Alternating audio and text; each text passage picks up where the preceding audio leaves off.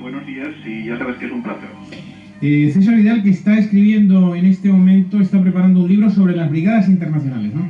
Sí, es un libro además muy avanzado que está teniendo por primera vez en cuenta toda la documentación soviética recientemente desclasificada sobre las brigadas. César Vidal, ¿podemos darle credibilidad a esta información según la cual Stalin sería agente activo de la policía zarista durante 4 años? Bueno, yo creo que podemos dársela porque efectivamente es cierta, es totalmente cierta. Yo creo que esto forma parte de la trastienda de la historia bolchevique, que es una historia muy mitificada, como todo el mundo sabe, en la cual no solamente Stalin fue un agente de la Ojrana, la policía secreta zarista, sino que Lenin también fue un agente del Kaiser.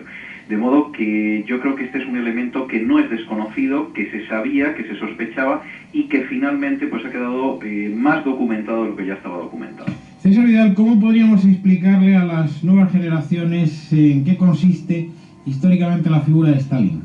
Bueno, yo creo que la figura de Stalin es una figura de una tremenda importancia, posiblemente de los 7, 8 nombres de relevancia de este siglo, uno de ellos sería Stalin.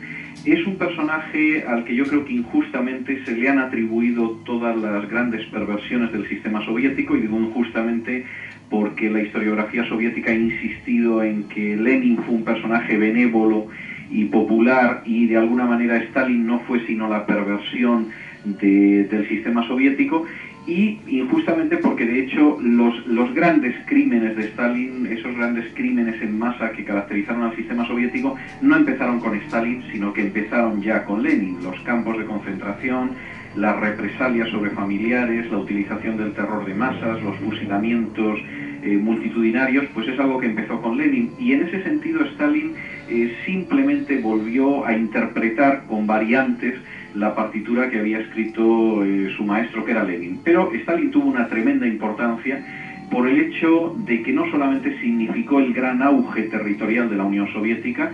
Cuando Stalin se apodera de la Unión Soviética, la antigua Rusia, ha perdido grandes territorios en favor de otros países centroeuropeos, y a partir de que Stalin llega al poder empieza a devorar territorialmente otras zonas.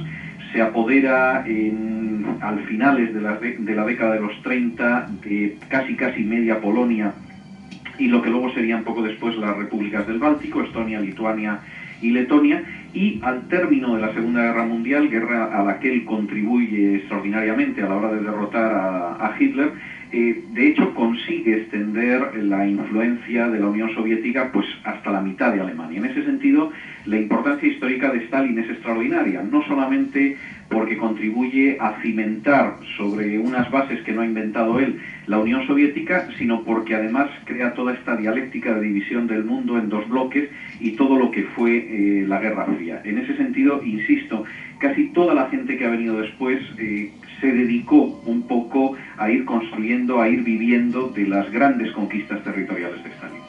César Vidal, historiador, gracias como siempre por estar en España como es.